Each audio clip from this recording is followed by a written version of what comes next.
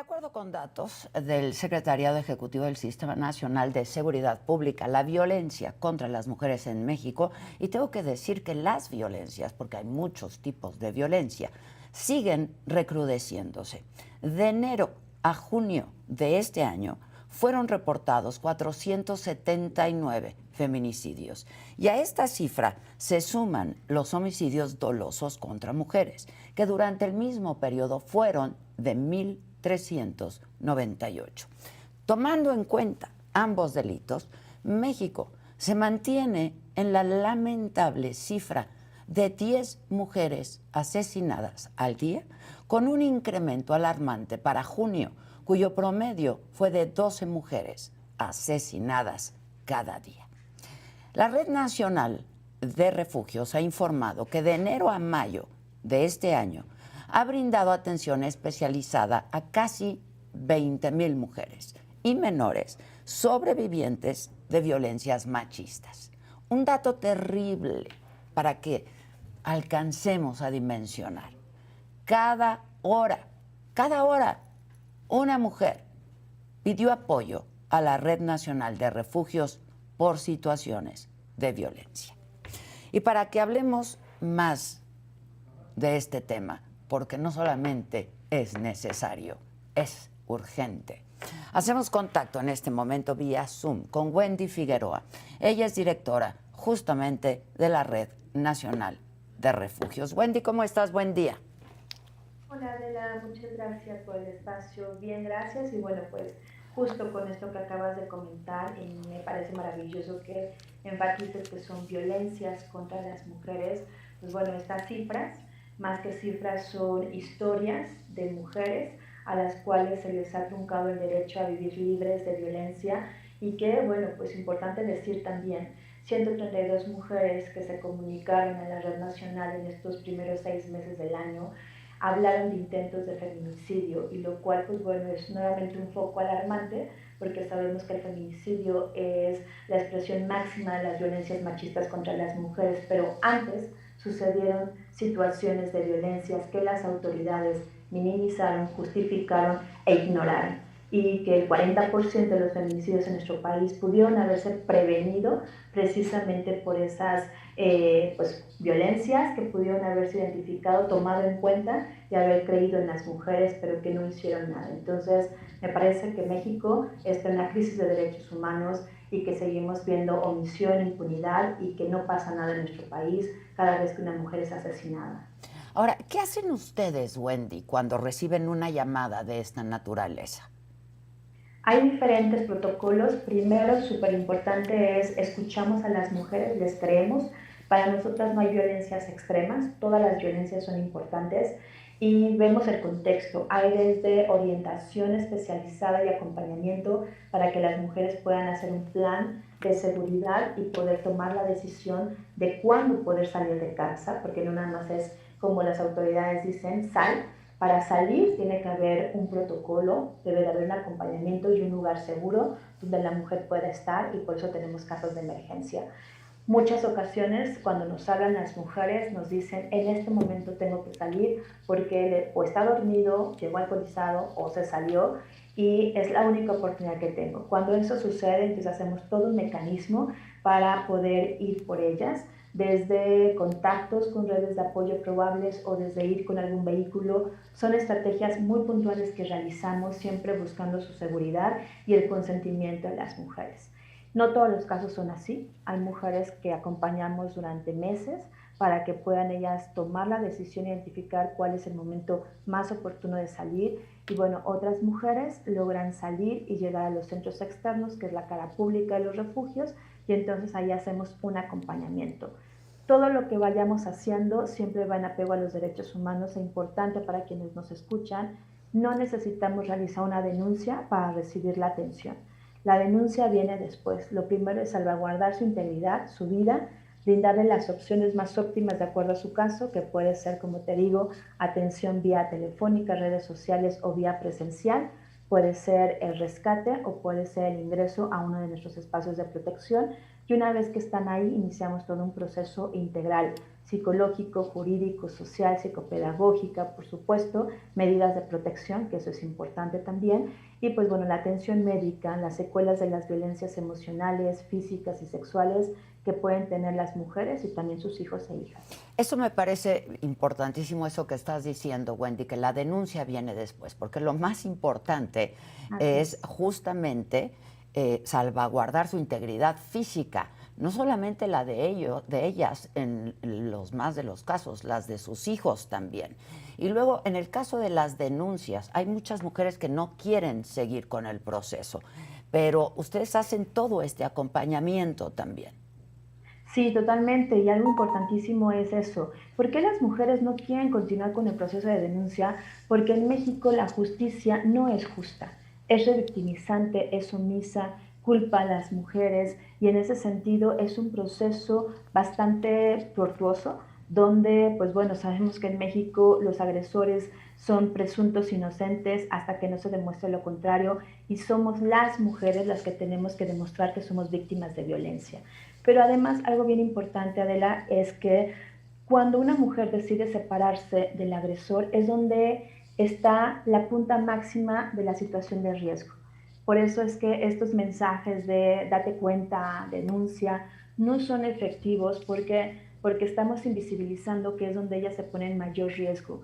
Las agresiones, ataques de ácido, violencias sexuales, el secuestro, el que no las dejen salir, muchas veces los intentos de feminicidio, es precisamente cuando la mujer decide romper con la violencia.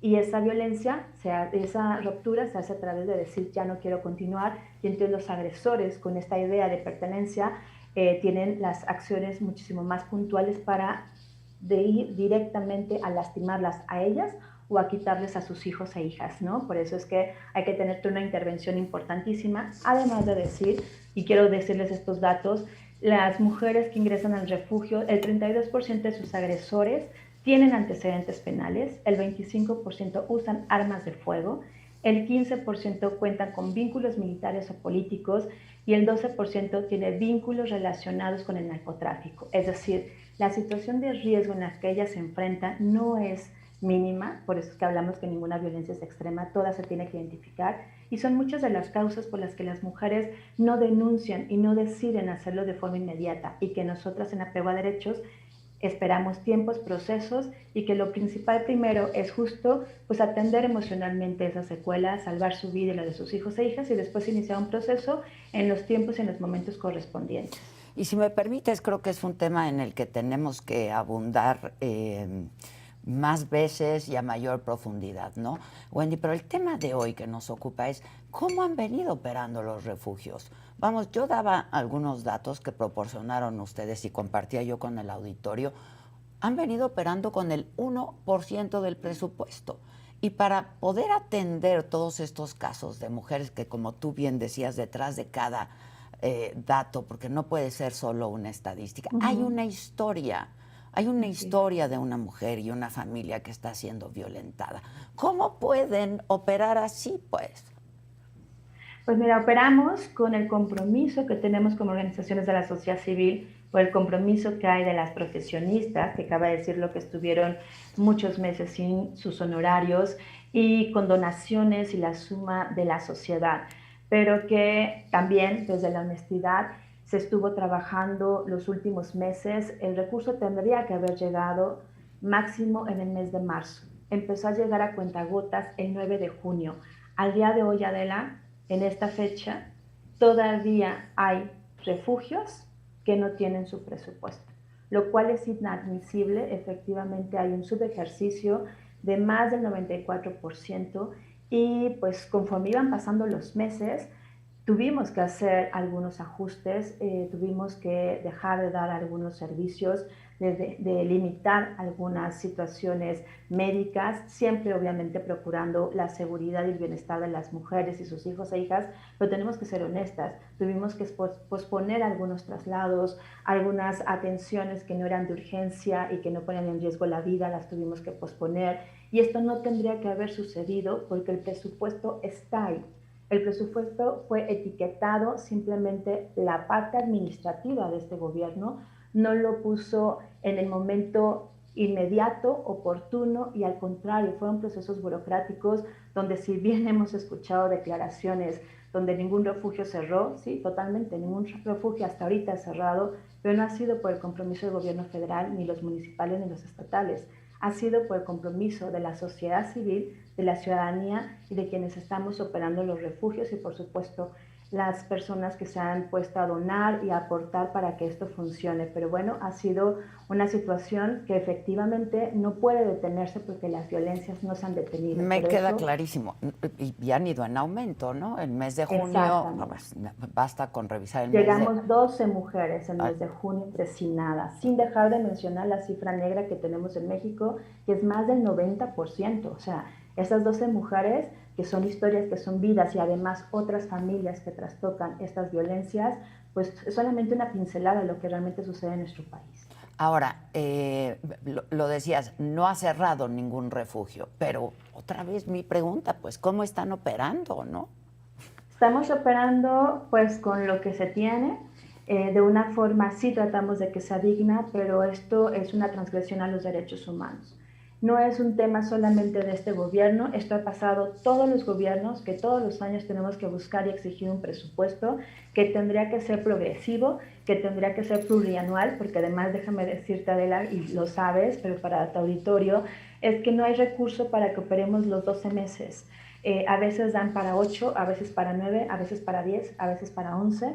Y bueno, como si las violencias efectivamente tuvieran un día, tuvieran un periodo, ¿no?, de llevarse a cabo. Y esto es un tema urgente donde necesitamos ser los refugios una política de Estado, que independientemente del partido político que esté gobernando, lo vea como prioritario y no sea solamente una cuota política, o que se designen como servicios esenciales como fue en la pandemia, pero que la realidad y la práctica pues no ha sido así, porque un servicio esencial tendrá que tener presupuesto todo el año ininterrumpido, y la realidad es que no es. Entonces, estamos operando con toda la voluntad. Para las mujeres que nos escuchan, por favor, pueden seguir buscándonos, no están solas, hay opciones. Esto ha sido complicado, ha sido desgastante, por supuesto, pero como decimos en el feminismo, Adela, seguimos resistiendo, insistiendo hasta que la dignidad se haga costumbre, y seguiremos exigiendo al gobierno que esté realmente que los refugios tengan estos fondos plurianuales, que no haya este retroceso como ha existido, y que no se siga transgrediendo los derechos humanos de cientos de mujeres, tanto sobrevivientes de violencia como colaboradoras. Ahora, Wendy, pues la pregunta es, ¿se han visto en la obligación o en la necesidad de rechazar el ingreso de más mujeres a los refugios?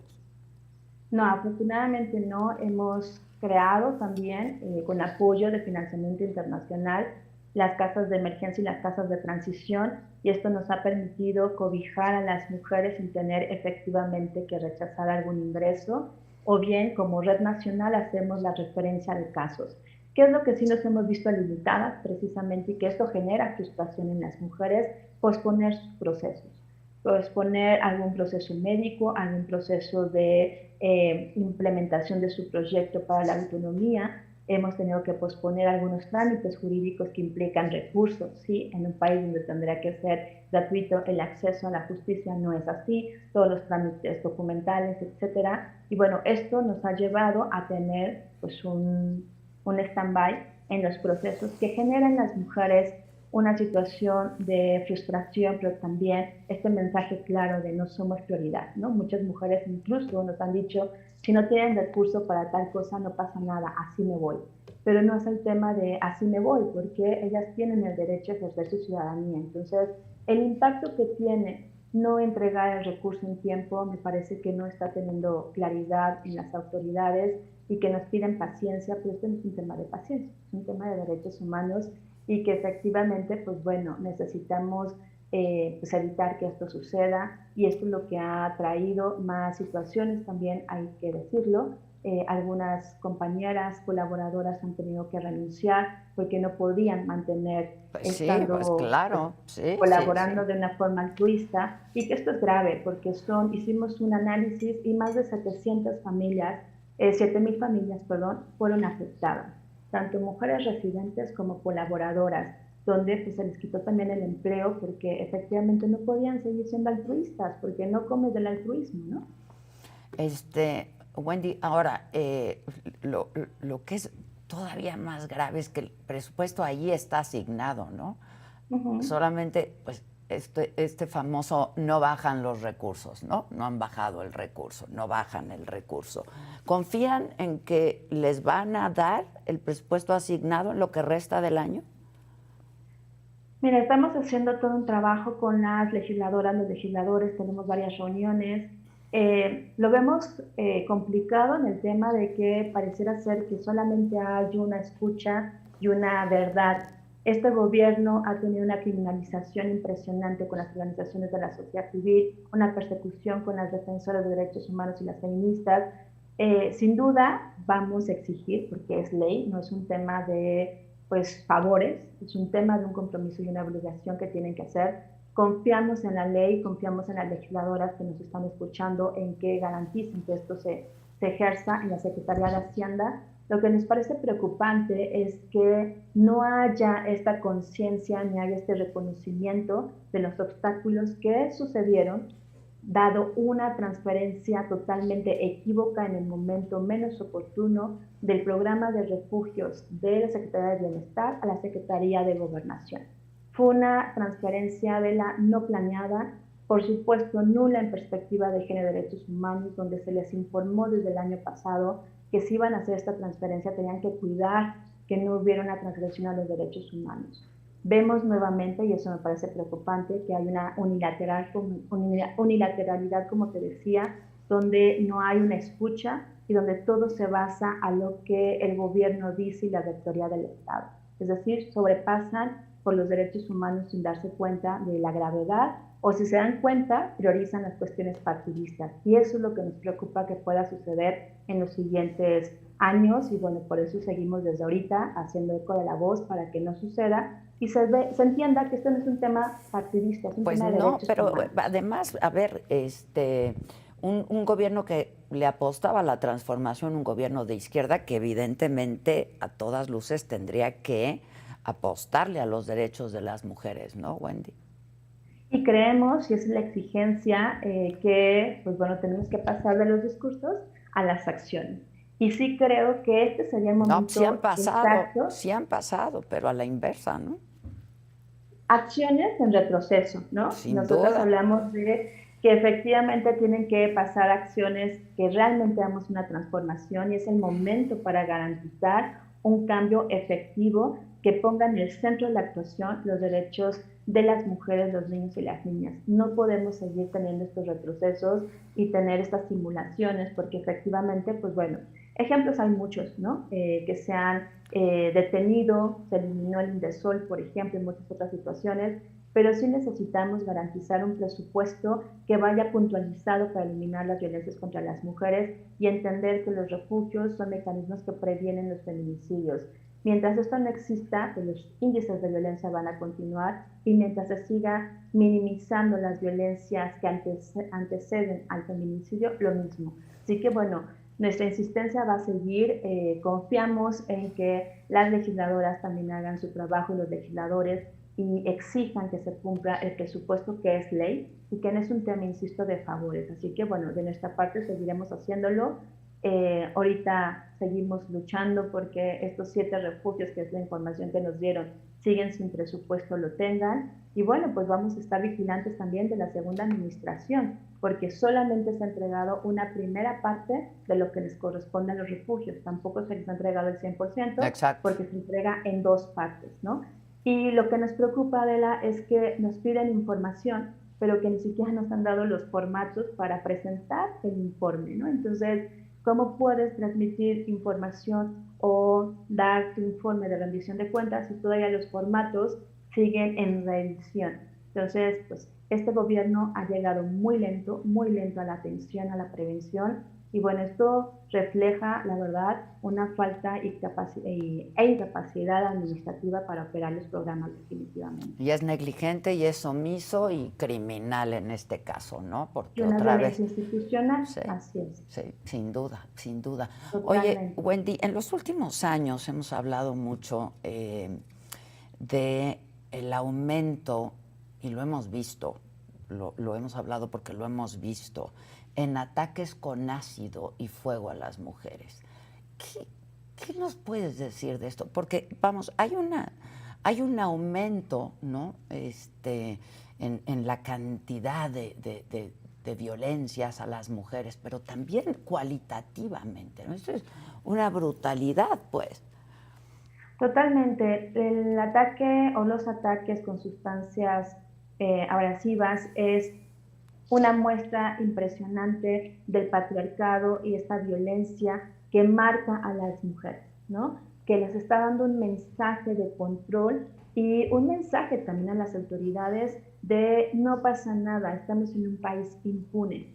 El ataque con algún tipo de ácido o de sustancia lo que hace es fragmentar la vida de una mujer, que por supuesto es un intento de feminicidio, que por supuesto es un acto intencional y por lo tanto es un delito, y que marca a la mujer y que transgrede sus espacios públicos y privados y que también es una violencia económica porque justo el estigma las lleva a perder el empleo que tenían, la forma muchas veces de mantener a sus hijos e hijas, pero también refleja pues, la falta de acceso a la justicia integral en nuestro país. Las mujeres que requieren no una, sino más de 100 cirugías para tratar de reconstruir Sí. esto que el agresor es gravísimo, Adela. No hay una atención. Tenemos mujeres que hemos acompañado y lo que les dicen en las instituciones de salud es, pero es que usted lo que busca hacer es tener una cirugía estética. O sea, eso es una acción totalmente revictimizante, donde no se está Violenta, entendiendo claro. qué es una reparación y restitución del daño, qué es una no repetición y que no estamos hablando de un tema estético, estamos hablando de una garantía de derechos humanos. Y que eso criminaliza a las mujeres porque la respuesta que les dan es, ¿por qué no se fue antes?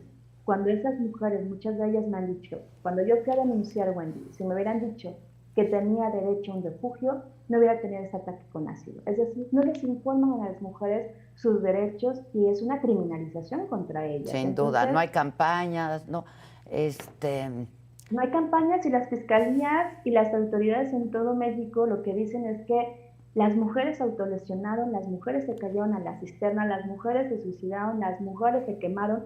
O sea, ese mensaje es terrorífico porque están perpetuando la impunidad y la corrupción. Y eso es lo que naturaliza las violencias y lo que hace que las mujeres no crean en las autoridades. O sea, nosotros tenemos más de 400 mujeres que se comunicaron a la red y nos dijeron, antes de llamar con ustedes hablé, no me dieron ninguna respuesta. O me dejaron en el teléfono, me dijeron, sí, está bien, cuando pasa algo extremo, entonces va a ser la denuncia. pues ¿Qué es extremo, Adela? O sea, ¿qué es lo extremo? Eso queda en la conciencia, en el juicio de un procurador o una procuradora de justicia que no tiene ni siquiera formación, pero que sigue en un sistema patriarcal impune, donde las mujeres somos las culpables. Entonces, todas estas señales son importantes de tomar en cuenta y sí que haya una acción clave, puntual, de sanción, tanto a quienes no ejercen su profesión y la justicia como debe de ser, como a aquellos agresores que andan por la vida con la presunción de inocencia. es terrible y es dolorosísimo y es muy indignante, ¿no? La verdad. Así es. Bueno, pues yo espero que les llegue el recurso, que baje el famoso recurso, ¿no? Y bueno, pues nada, aquí estamos hablando de los mismos temas.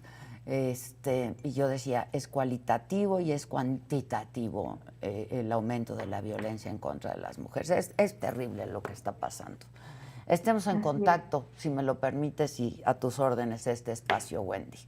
Claro que sí, Adela, seguiremos insistiendo y resistiendo porque no es un tema de favores, es un tema de derechos humanos y de garantía y le toca a este gobierno hacerlo efectivo y bueno, gracias por hacer eco de estas voces. Al contrario, aquí estamos. Al contrario, gracias a ustedes. Muchas gracias por la labor que hacen. Muchas gracias. Pues nosotros continuamos,